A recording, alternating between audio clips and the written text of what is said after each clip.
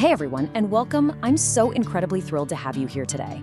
So in this explainer, we're doing a deep dive into a text that is, well, it's remarkably brief, but it packs this massive cultural and emotional punch.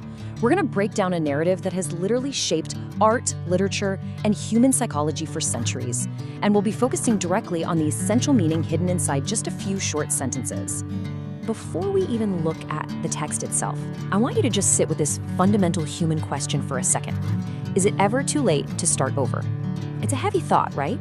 Think about your own life or, the lives of people around you. When we make huge mistakes, when we break trust, or when we just completely lose our way, there is this very natural psychological tendency to believe that the door is permanently closed. We kind of convince ourselves that our worst moments define our permanent reality. Keep that modern-day struggle in your mind, because it is exactly the anxiety that our ancient narrative targets. Okay, let's dive into this and establish our foundation. Part 1, the Gospel origin. So our focus today is the parable of the Prodigal Son. It originates in the Gospel of Luke, and the narrator of this story is Jesus. Now, what's totally fascinating about parables is that they're essentially these short, highly concentrated narratives designed to deliver a massive philosophical or moral payload. You don't need 100 pages of world building. You just need a few clearly defined actions. And the action in this specific text is intensely focused. I'm going to read the exact summary text for you, slowly and deliberately, so you can really absorb it. Jesus tells of a son who squanders everything but is welcomed home by his father. That's it. That is the entire raw narrative arc right there. It's incredibly sparse, isn't it? Just a single sentence, but inside this one little sentence is a completely radical sequence of events. To truly understand the power of this narrative, we first have to look at the descent. Part 2, squandering everything. To squander basically means to allow something valuable to be completely lost, wasted, or ruined. Now look, we've all made a questionable impulse purchase or, wasted a weekend binge watching a mediocre show. But I want to ask you, what happens when you squander everything? The story explicitly says he squanders everything. There is a devastating weight to that. It implies total, utter ruin. It means the value he possessed wasn't just misplaced, it was actively wasted until absolutely nothing remained. This is the very bottom of the human experience. But the text doesn't end at the bottom.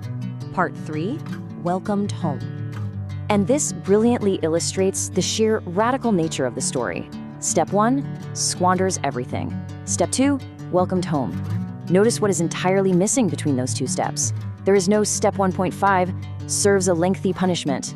There's no step where the son has to painfully earn back his value. The narrative just skips right over any retribution and moves directly from total failure to unconditional acceptance. The father just welcomes him home. When we place these two extremes right next to each other, the contrast is staggering.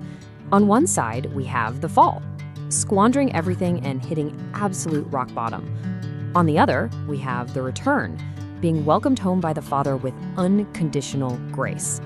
The profound contrast between these two states is the entire point. The story hinges completely on this exact juxtaposition. The depth of the failure is matched and honestly completely eclipsed by the warmth of the welcome. Which brings us to the core takeaway of our explainer, Part 4, the life lesson. Here is the exact lesson derived from this narrative. No matter how far someone has fallen, redemption and a new beginning are possible. This is where the ancient text speaks directly to the modern condition. The concept of falling is universal. We all fail. But the definitive claim here is about the new beginning. It forcefully asserts that the fall is absolutely not the end of the timeline. Actually, let's just pause here and reflect on the sheer scale of those first 4 words, no matter how far. The source explicitly refuses to set a limit. It doesn't say, if you only fall a little bit. By saying squanders everything in the story, and no matter how far in the lesson, the text reinforces that there is zero limit to this grace. The distance of the fall does not disqualify you from the return. Let's move into our final thematic breakdown, Part 5, Grace and Redemption. Through the lens of this story, redemption is defined as the powerful act of being saved from error or failure, the granting of a new beginning. Notice how this connects directly back to the father.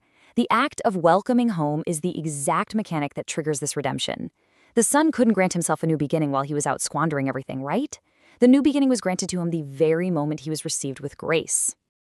So the crucial overarching point is this: redemption is possible, not just probable for some or conditionally available for a lucky few, but fundamentally possible for anyone, regardless of the depth of the fall. This is the ultimate uplifting resolution of our explainer today. It completely defies our basic human expectation of punishment and replaces it entirely with the shock of a clean slate. As we wrap things up, I want to leave you with a final thought. We started out by asking if it's ever too late to start over. Well, the text definitively answers no, it's not. So I turn it back to you. In your own life, where might a new beginning be waiting to welcome you home? Take a moment to really reflect on that today. Thank you so much for learning with me, and I'll catch you next time.